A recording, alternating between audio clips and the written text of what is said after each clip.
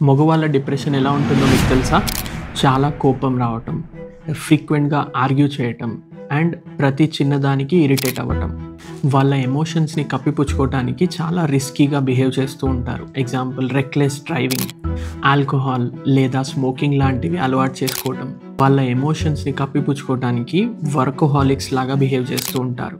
ఫ్రీక్వెంట్‌గా హెడేక్స్ లేదా back pain లాంటిది. ఇవి మాత్రమే కాకుండా ఎటువంటి కారణం అనేది లేకుండా డైజెస్టివ్ ప్రాబ్లమ్స్‌తో ఇబ్బంది పడుతూ ఉంటారు.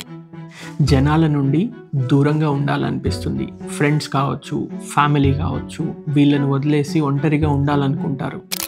ఇంట్రెస్ట్ అనేది కోల్పోవడం, దేంట్లో కూడా ఒక సాటిస్ఫాక్షన్ అనేది పొందలేకపోవటం, ఎటువంటి పని మీద ఫోకస్ చేయలేరు అండ్ వాళ్ళ టార్గెట్స్ని రీచ్ అవ్వడానికి చాలా స్ట్రగుల్ అవుతారు. ఎమోషనల్గా బలహీనంగా ఉంటారు. దేన్ని పట్టించుకోవాలనిపించకపోవటం. అందరిలో ఈ లక్షణాలు ఉంటాయని కాదు, కానీ డిప్రెషన్తో ఇబ్బంది పడే మగవాళ్ళలో ఇటువంటి లక్షణాలని గమనిస్తూ ఉంటాం. మీ ఫ్రెండ్స్ లేదా ఫ్యామిలీ మెంబర్స్లో ఎవరిలో అయినా ఇటువంటి లక్షణాలు కనుక కనిపిస్తున్నట్టయితే వాళ్ళకి కాస్త టైం ఇవ్వండి. వాళ్ళ ప్రాబ్లం ఏంటో తెలుసుకోండి. వాళ్ళని డిప్రెషన్ నుండి బయటికి వచ్చేలాగా చేయడానికి ప్రయత్నించండి.